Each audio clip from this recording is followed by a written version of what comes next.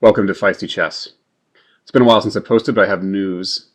Wild news, never expected in 100 years news, that I'll start with the story. So I was talking to a colleague of mine at work, and he was saying how Hikaru Nakamura had just recently played in the Louisiana Open, of all places, with a bunch of, Joe Blow Louisiana chess players. And he told me that was because Hikaru was trying to just accrue rated games, FIDE rated games, so he can actually qualify for the candidates by his rating, which is the second highest rating in the world, only behind Magnus Carlsen. I made a joke. I said, hey, I'm going to the Iowa Open next weekend. Ha! Maybe he'll be there. Maybe I'll play him. I get there, and I learn from the tournament director immediately, guess who you've been paired against. And I say, oh no, I got paired against the top seed again in the first round. That always happens to me. I always start off with a crushing loss because that's just the position I'm always in. He's like, yeah, you're playing Hikaru Nakamura. And I didn't believe him until I looked across the room and saw Hikaru standing there talking with some people. He was there. I was going to play him in about 10 minutes. So that is the shock of a lifetime for a tournament player. I had a small suspicion that, I don't know, I knew that he was doing this, but I didn't expect him to be at the Iowa Open, and I certainly didn't expect him to play me in the first round. I was the top of the bottom half, and he was, of course, the top of the top half, and that's how you do the pairings in the first round. The top player in the bottom half plays the top player in the top half, and so on down the list. So I played Hikaru Nakamura in an official tournament game, not a simul, at the Iowa Open in Iowa City just a couple days ago. Spoiler alert, I lost. And so did everyone who played Hikaru Nakamura, but I lost, I think, more quickly than other people. They were all higher rated than me, but still, I'm a little disappointed in how I performed. Not super disappointed, but let's get into it. And I have to thank my friend Val Baranovsky because he recently moved into town. He's the guy that let me know that the Iowa Open was even happening, that reminded me of that. And he needed a ride down there, so I was like, I'll give you a ride and I'll go play myself. So, very fortuitous decision there. So anyway, I was black against Nakamura, so I've got the board set up to see black. And he starts with d4, which I was a little disappointed. I'm more of a fan of e4 games, but okay. I have my plans against d4. I sometimes play knight f6, and I sometimes play d5. And I know the d5 stuff better because I try to go into the Terrace defense, and I'll show you what that looks like, but that was my aim here. But then Nakamura got me kind of out of book immediately with bishop to g5. I was expecting c4, maybe e3, maybe knight f3. Those are the main moves, but he goes with bishop g5, which I guess is the Levitsky attack. So that's news to me on move 2.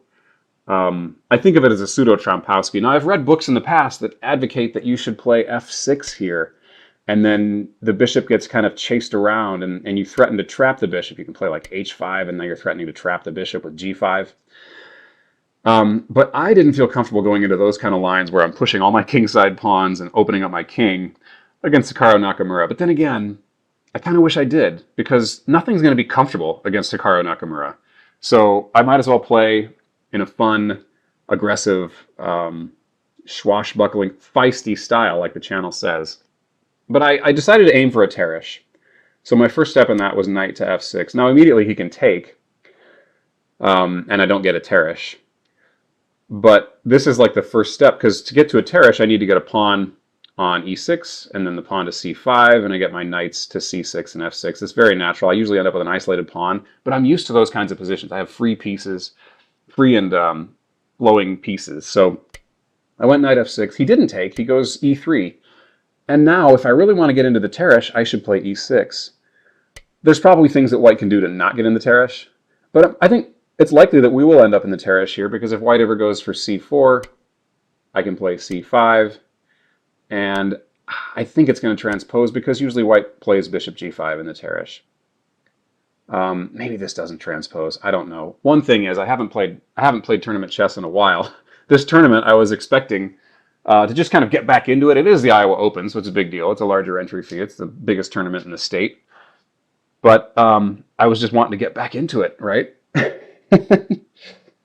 And then my first round, against Hikaru Nakamura. So you better get serious real quick. And I didn't prepare openings or anything. I just kind of went with what I've been playing for years.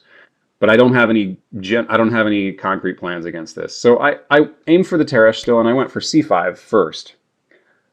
Hikaru just took right away on f6, and now I'm faced with the decision. It looked like the obvious choice had to be e takes, so I have a safe place to castle over here. But it says that g takes is the more common move among masters here, and that's wild to me. You probably put the bishop on g7 and still castle on the king side, and that f6, this pawn complex on f6 and e7 and f7 probably keeps your king somewhat safe along with that bishop, but the bishop doesn't seem very useful there. So I didn't want to go for that. But what's ironic is we'll see how useful that bishop is later. All right. I take with the e-pawn. Simple. I'm going to castle. The moves seem pretty natural from here. Okay. He plays knight to c3. So he doesn't go for any c4 business that is usual in the queen's pawn openings. But we're well out of the beaten path here with bishop g5 and take on f6 to begin with.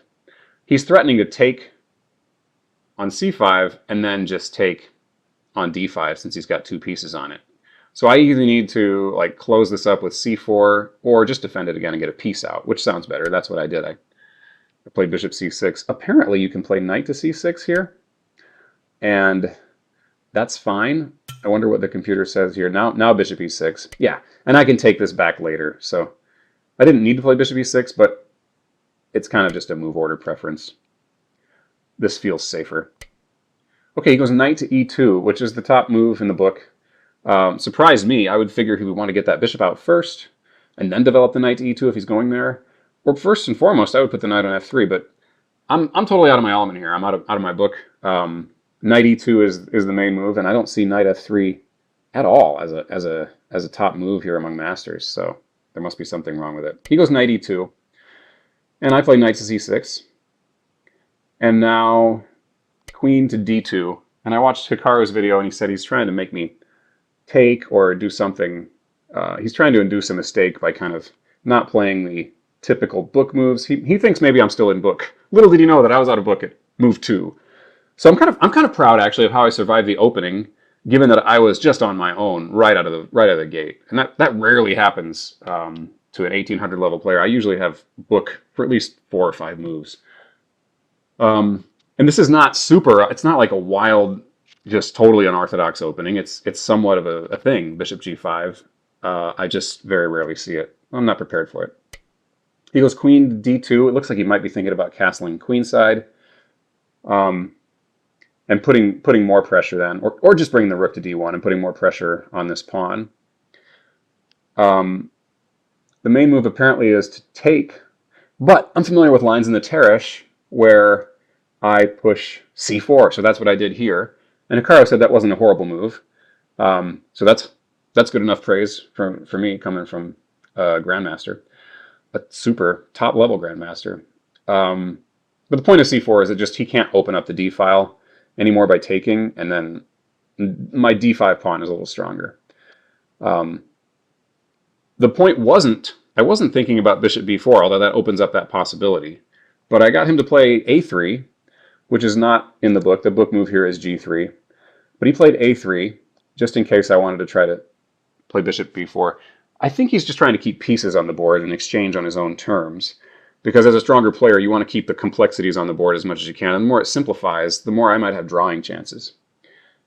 Okay, and I made a kind of a mistake here, a moderate mistake. I took my time. I should have just got this bishop out, right? The computer's recommending bishop d6. That's the move I wanted to play. But then I was worried about knight b5, and I have to move the bishop. But the thing is, I could move the bishop back. I could move it to e7. And after I kick the knight, he'll have to just go back to c6 anyway. And he hasn't gained anything, and I've actually gained a tempo by getting my bishop out somewhere. So he wouldn't do that. But it was maybe monkey see, monkey do, because he just played a3. I was like, okay, grandmaster plays a3. I'll play a6. What can be wrong with that? But this is too slow, and it's not. I mean, there are ideas of b5 later to make a nice pawn chain on the queen side and gain some space, but this is just not the kind of efficient move you want in the opening. It only does one thing, whereas getting the bishop out develops a piece, and it gets ready to castle, and that's what I need to be doing. He plays g3. Now I play bishop d6, and now bishop g2, and he's hitting. Now it's clear why the knight here is on e2, because now he's putting more pressure on this pawn. He's got a knight and a bishop on it, and I need to defend it. So I find bishop. Oh no, knight e7, and this is a good move. I'm just plus 0.3 here, so this is like very standard stuff. I'm 10 moves into the opening, and I'm holding my own against Hikaru Nakamura. This feels pretty good, but we'll see. It doesn't last too long. He goes for e4 and puts more pressure on this. I don't want to take. I want to just hold on to d5. That's the center of my position here. Apparently they're recommending b5, which seems wild to me. I haven't looked at these tactics. Let's see what the computer says. He takes d5, and now just let that pawn sit in the middle. Huh. Just play bishop f5. That's strange. But I've got this bishop blockading it, and I do have my chain over here, so the knight doesn't have much action on the queen side. And presumably I'll pick up that pawn later. It's not worth much right now. It's only 0.4 for the computer, 0.3. Well, I didn't consider that. I just played a simple move that's also a good move. Bishop c7, and now my queen defends this. So I'm ready to do mass exchanges on d5 if necessary, and I'm happy trading pieces. I do have the bishop pair, but that's not going to win me any games against Hikaru Nakamura. He castles, I castle, and I'm thinking, great, dozen moves in, I got castled. I've got all my material. We're in the opening. There's some imbalances, but it's an equalish position. And maybe I haven't got my queen off the back rank, but I'm feeling good. So the opening is basically finished. Now he goes for these mass exchanges, or at least an exchange. I was expecting him to take again on d5, but actually he goes knight to e4. Again, he wants to keep pieces on the board to keep winning chances. I've got some really counterintuitive moves recommended by the computer here. But the obvious move, and the move that Hikaru said I needed to play, I did look at this move. I didn't like how it was b6. I didn't like how it opened up this diagonal to my bishop. But as long as my knight is solid here, that's not really a problem, and I can move that rook later. I could play rook to b8 and solve all those problems, whenever, right? So I shouldn't have been. I was seeing ghosts. I was seeing ghosts against a much stronger player. I didn't even know there was anyone rated over 1,000 points higher than me in U.S. chess. Like, I didn't know that was a thing. I'm 1865 at this point. He's 2871 U.S. chess, so he's over 1,000 points higher than me. I wonder if he played anyone that comparatively lower to him in Louisiana. I don't know, but so when you're playing someone that strong, you have a tendency to see ghosts. It looks like everything is a serious threat, and it's hard to be objective. Okay. Instead, I was tempted by a move. I was scared that he would plant his other knight on c3, and then he's got more pressure on d5, and I didn't like the looks of that. I want to have no pressure on d5. But this move, knight e4, actually took some pressure off d5 by blocking the bishop, and of course by, the knight's no longer attacking that. So again, that's a ghost. This is another ghost I'm afraid of. This diagonal being open and a knight coming to c3, those aren't things to worry about, even if your opponent is Hikaru Nakamura. But I did worry about them. And I thought, now is the time. I kind of had a hunch. I knew this. At a certain point, I was considering different moves. I was considering b6. I didn't like how that opened the diagonal and kind of stuffed up my bishop. But I played this move, bishop a5, which looks active because it's attacking his queen. It's kind of like that Fischer quote: "Patzer sees check, Patzer gives check." So this is not a check, but it's a threat to the queen, and I just had to threaten.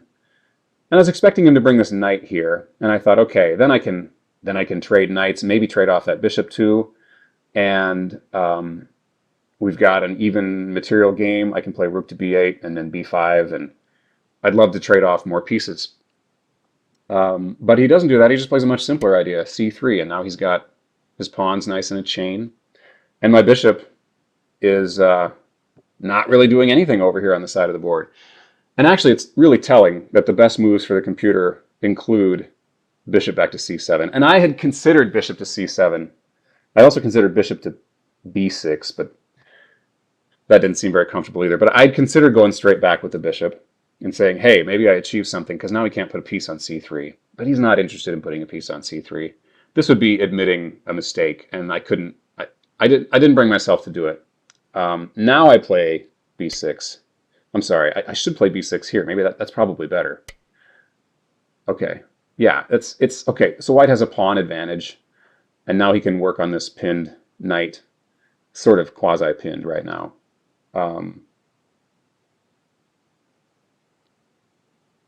Yeah, okay, that looks like it gets tactical, opening up that diagonal. Instead, I, uh, I play a move that just forces the knight to go where it wants to go. I needed to play b6 last move to prevent the knight from coming here. Instead, I played bishop a5, kind of a useless move, and then I kicked the knight right to where it wants to go. Um, okay, and now he's hitting b7 and my bishop on e6. And I'm thinking, okay, I don't like that how that produces a backwards pawn if he takes on e6. But this bishop is a pretty bad bishop right here, and I don't mind trading it off. And I'll deal with that weakness. That can't be that bad. Can't be that bad, right? Um, but I was worried he would take here, and he could fork these pieces and win the clean pawn that way. So now I play b6, again kicking the knight to where it wants to go. And once I did this, I thought, oh shoot, he can still play knight b7. Now let's go back here. Bishop c8 is the best move recommended by the computer to hold on to, to keep the evaluation under just winning for white here. Queen c8 is even better. So, and if knight takes here, I'm guessing, yeah, take with the queen is actually preferred to taking with the pawn. So leave these pawns doubled. That would have been better. Okay, but I didn't do any of those things. I played b6, but it's too late to play b6 right now. If he goes here, and he immediately took the bishop, but if he goes here, well, okay, he can win this bishop, but why would you want to win that bishop? It's not even participating. Well, maybe to double these pawns. And look how terrible ugly my structure is here. It's just rife with doubled pawns, isolated pawns. The king side looks okay, but the queen side's in tatters. But I talked to Hikaru after the game about this, and he was very cordial and nice, and it was great. I was like, I got a little mini chess lesson from him.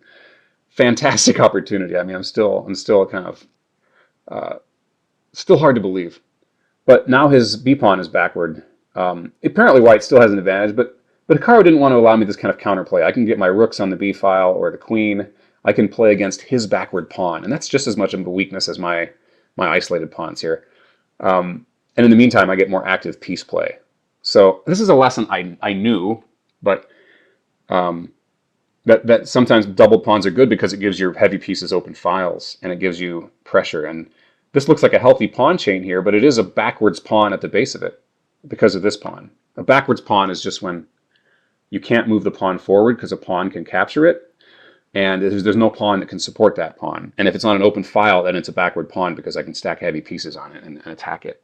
So he wasn't interested in that. He wasn't going to go for knight to b7. Besides, this bishop is worthless. Take the other bishop. That's good. And it fixes, quote unquote, fixes my pawn structure when I take it back, because now these aren't doubled. But what kind of pawn is this? It's a backward pawn. It's way uglier. This is not a backward pawn now because that's not an open file. I can't stack heavy pieces against it because I have this pawn on b6.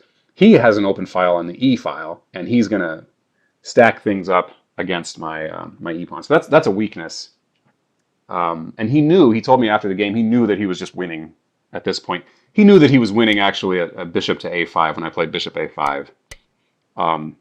Computer says, yeah, that was a move. Well, okay, bishop a5 is not that bad as long as I come back.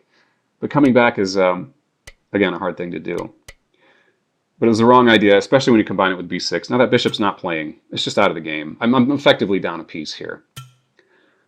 And white has all the action, and I've got all the weaknesses. So, okay, all these little things are not in my favor, but I figure I can hang on. I can hang on. After all, material's equal, and maybe even if I lose a pawn, I might find some counterplay because I'm pretty well developed. I mean, I got castled. My minor pieces are out. But again, that bishop sucks. So, but I didn't think it was the end of the world. He goes rook e1, and I want to break this pin. I should probably put that off for another move and just make sure to defend this pawn right away. But I don't need to defend the pawn immediately, and I go for rook a7. And I'm like, if knight comes to f4, I can just take. And I've got this backward pawn. It kind of sucks, but I've got my heavy pieces. I'm ready to double up to defend it if I need to. That's not comfortable, but maybe I can hang on, and give Hikaru some resistance here. Um, it's wanting G5 here. That's an indication of how desperate black is. But I didn't see this coming. But he goes right ahead and takes that knight on D5 with his beautiful bishop on that long diagonal. After all, that long diagonal, nothing's really on it anymore since I played rook to A7, and the knight's not pinned now. And if I take back with the queen, there's knight F4, which forks the queen, and I have to move the queen, and I'm losing this pawn. He can take with either piece. Actually, he needs to take with the knight. But yeah, I'm losing that pawn, that weak pawn. So, and this is counterintuitive. I can take here. Everything's defended. Okay, my queen defends this pawn. My rook defends this pawn. Everything looks kind of hunky-dory here. But he goes for knight F5. Not exactly hunky-dory. I mean, I'm in a defensive position, but it looks like things are holding. And I have this rook that's ready to come defend whatever it needs to on a second rank. So he goes here, and I realize now I realize I'm really in trouble. Because although my pawns are secure, this tactic, this fork, is really what seals the deal. So he's going to get a rook to E5, I know this, and he's going to pile up pressure on this pawn. And I don't have time to play like rook E7 here to try to challenge on the E file, or rook E8. Well, rook E8 might be a good move. And actually, I looked at rook E8 and I saw that it loses me a pawn. Because among other things, he could take it immediately, or he could trade and then take. And the computer hates this, but I can get some kind of active play here. Maybe I can get my pieces active, but not really, because he can just propose a queen trade, and I can't take the knight because there's a mate. So one of the defects of rook A7, your rooks generally want to be on the back rank. But I was looking for ways to get active, but instead I played rook F6. That looks like a move that can, kind of cover the 6th rank and get out of the fork. Apparently it's even worse than a lot of my alternatives. But look, I'm effectively down a piece according to the computer here already. That's kind of shocking to me. But Hikaru smelled this. I mean, he knew all this. This was just rote to him, kind of child's play to him, that this is effectively losing in the sense that I'm down a piece. Remember, I kind of am down a piece because this bishop is not really playing. It's sitting on the board doing practically nothing. So, okay, rook F6. And now here comes the predictable rook E5. I mean, it's the best move. He's now attacking this pawn. But now I get my other rook in the game. I can defend. I'm thinking, okay, just keep bringing. I think I'm probably losing here, but let's see if I can hold out for a while. Rook A to D1, or E1 now, and he's got the doubling. And this is all coming with threats. That's the problem. He's got the initiative, and every move he makes is coming with threats. And I can't handle all the threats. So he's threatening this fork, winning the queen for a rook. So I play king to F7.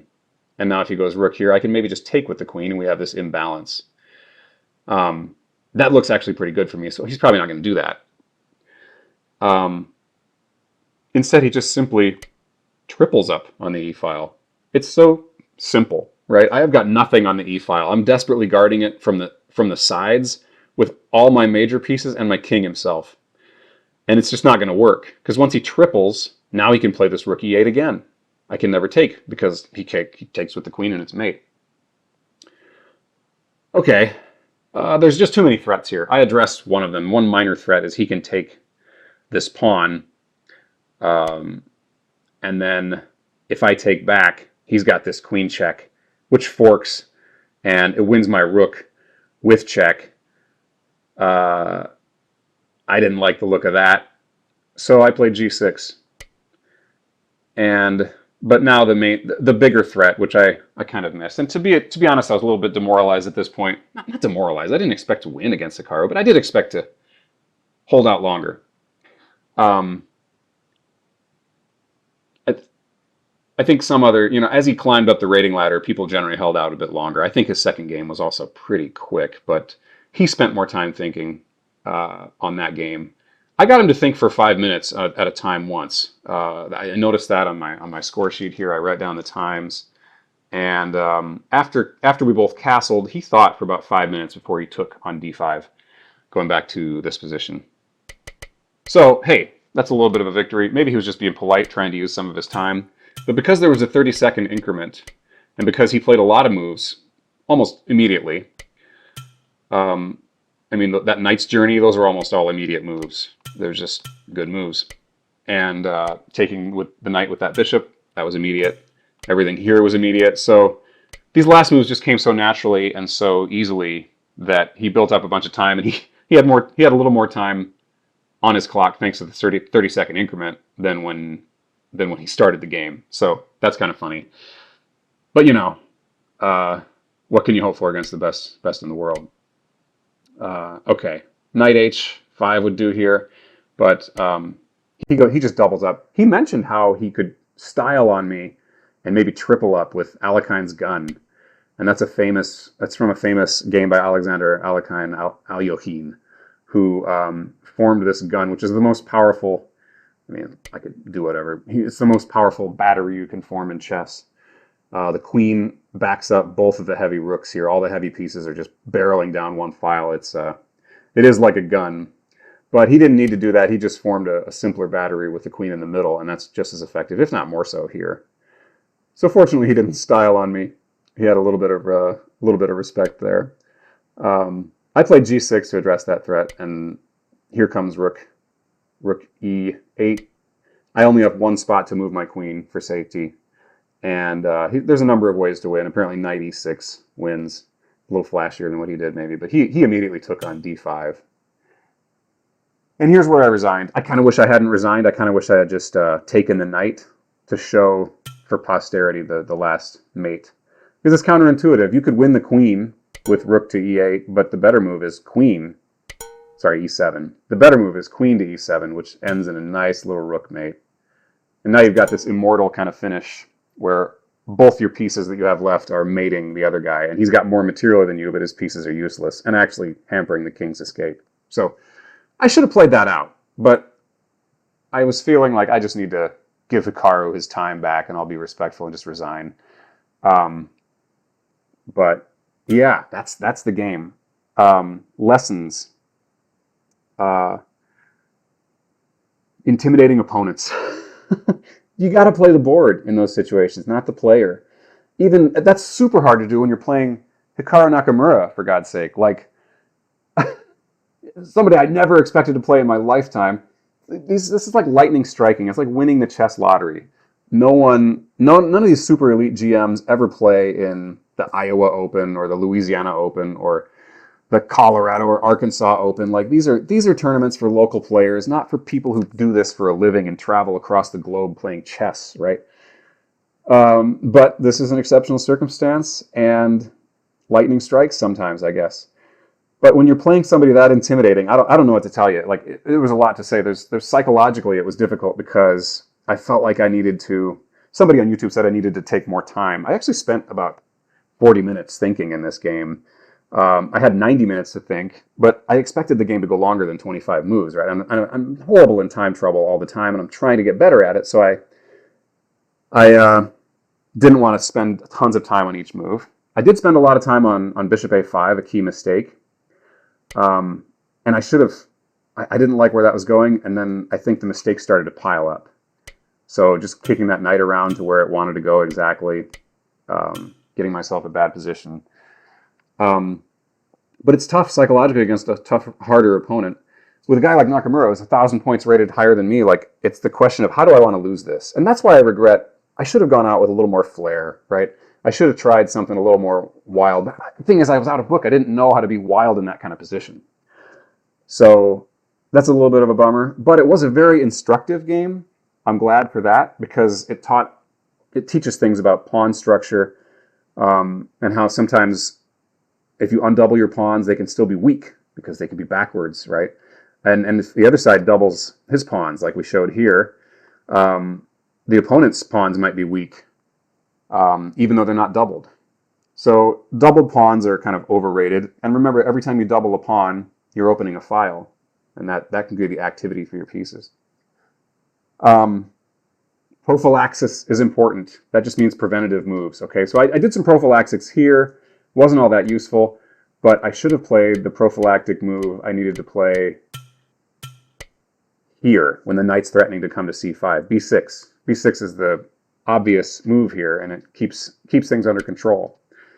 And from here, he doesn't have knight c5, and my f6 pawn prevents him from going knight g5. So the knight doesn't have much future, and I don't need to worry about this diagonal as long as my knight's on it. I can play the rook over later. Yeah, I got a pretty good game here. Okay, I'm probably gonna lose because it's Hikaru Nakamura, but I'll probably last 10, 15 more moves. So I should have found b6, and that's the idea of like prophylaxis. It's hard. You respect your opponent's threats. I don't know how I didn't respect that threat because it's Hikaru Nakamura. Like, I should respect the threats. Don't sideline your pieces. That's another key lesson. And I kind of knew that I was sidelining that bishop, but I thought it'll be fine. It'll be fine. It wasn't fine against a guy who knows how to squeeze any weakness until your position crumbles. And you saw that very quickly in this game. I thought I was probably positionally losing, but I could hang in there for a while. Maybe we get to an end game even. I would have loved to play an end game against Hikaru Nakamura, but it never got there because he just knew exactly how to dismantle this position without even needing to go to the end game. So don't sideline your pieces. I'm down a piece after bishop a5 and b6. So b6 was a bad move here. I'm still not terrible if I can play a move like queen c8 or bishop c8, which is, I don't know, I want to get that queen off the back rank, and it just doesn't seem like the move to play. But bishop c8 especially, let's bring that bishop back to the original square. Well, that seems silly. But the point is, if I do play b6, at least I'm gaining time on the knight now, and he kind of has to go back. He has to actually, I'm threatening to play b6, and he has to bring the knight here, which is kind of a useless looking square. But then again, my bishop is also useless. But at least his piece is useless. Anyway, I don't want to run on too long here. Look for active play. I just kind of kicked that knight around to where it wanted to go. And to be honest, I was looking for active play. I mean, this rook move looked like an active kind of move. The rook has lots of potential now. I can double up. I can swing it all over to the king side if I want. But it just wasn't meant to be. It was never meant to be. But yeah, Grandmaster is going to Grandmaster. So I'm just really happy I got to play Nakamura. And it makes for a hell of a story. I mean, I must have manifested this miraculous piece of luck somehow when I said, maybe he'll come to Iowa, play in the Iowa Open. Heck, I'll be there. Maybe I'll play him. It was a joke. It was a joke. But it happened. So, I don't know. Take whatever lesson you want from that. I had a great time, and Nakamura was great. He was really cordial after the game. And then you can see his video analysis of it. Maybe I'll put a link to that in the description. You've probably seen it already if you're watching Chess YouTube. He's the hugest thing on Chess YouTube, of course, or one of them. But anyway, I'll put a link to that because it's very instructive, and it's actually a lot of the same things we talked about after the game. I wish I'd given him a little more fight and a little more interesting of a game. But anyway, it was a opportunity of a lifetime. Like I said, I won the chess lottery, and no regrets. I played a pretty decent game. It could have gone worse. I could have had some horrible tactical blunder. But this was this was quick, but it wasn't like there was a giant tactic I fell into immediately. It all just kind of came rushing, and pressure just kind of gradually escalated until I was losing material. And yeah, so stay feisty, and it could happen to you. So be prepared. Have a good one, folks. Just kidding. Two more things in editing here. I forgot a couple things. One is after rook a7 and he takes on d5. What's so counterintuitive about that is that bishop looks awesome, and he's just trading it off for my knight, which is my better piece, of course. But now I don't have the backward pawn anymore. Like, there's no pawn on e6, and this pawn structure is symmetrical. And looking at that superficially, you think, oh, well, if you learn a few things about chess, you learn that symmetrical pawn structures are generally drawish, right? But here it's not drawish, as you saw from the game continuation. It's all forced. This is all just bad news for black, mostly because I don't have a minor piece to counteract that knight, because my bishop is AWOL out in the sticks on the edge of the board. So we saw how this finished. But I just wanted to point out how counterintuitive it can be sometimes. He trades off his best piece and fixes my pawn structure, but that was the way to victory. And that was clearly the best move. Bishop takes d5. Knight f4, it turns out, is still pretty good, but Bishop takes d5 was the best move by the computer's reckoning, and even though it seems to fix everything, all my pawn problems I've had all game, there you go. That's the kind of thing that's counterintuitive if you're just running on intuition. But Hikaru's intuition and his positional sense is just so much more sophisticated than mine, and his tactical sense, to be sure. This is the start of the tactics, the threat of knight e6. The other thing is I forgot to say how it turned out at the tournament for me, and that's one of my favorite parts of the story. This is probably the best tournament I've ever had. I've had tournaments with slightly better records. I won a reserve tournament, winning all 4 games once. That was great. That was the last time I played reserve. But Hikaru's game was the only game I lost, and actually I won every other game. So I like to tell myself I performed about as well as an elite grandmaster would have probably performed if they had black against Hikaru and won their 3 other games, right? This wasn't an elite grandmaster tournament, but Hikaru was the only person who could beat me at this tournament. I took a bye in round 4 out of 5, but I had wins all the way through. And my last win was especially good. I'll probably put that one up on YouTube. So yeah, I had a really great tournament experience. And again, thanks to Hikaru. He was great. It was a pleasure to play him, even if he crushed me. So yeah, he's going to play in a few more of these state tournaments. If you have a state tournament coming up, you could be next, because I had heard that he was in Louisiana, and I know the organizers from Iowa. I had never heard anything, and apparently it didn't get decided until 2 days ahead of time that Hikaru was going to come. And no one else was told other than the tournament organizers. It was kept hush-hush. That's why I didn't know until I was paired with him. So I mean it when I say in the next couple weeks, or maybe however long it takes Hikaru to get to his 40 games, I think he needs 11 more games or something now. So that's 2 or 3 more tournaments. Local, probably state open tournaments. So if you're planning on going to one of those, maybe prep for Hikaru. It could happen to you. All right. Check you later.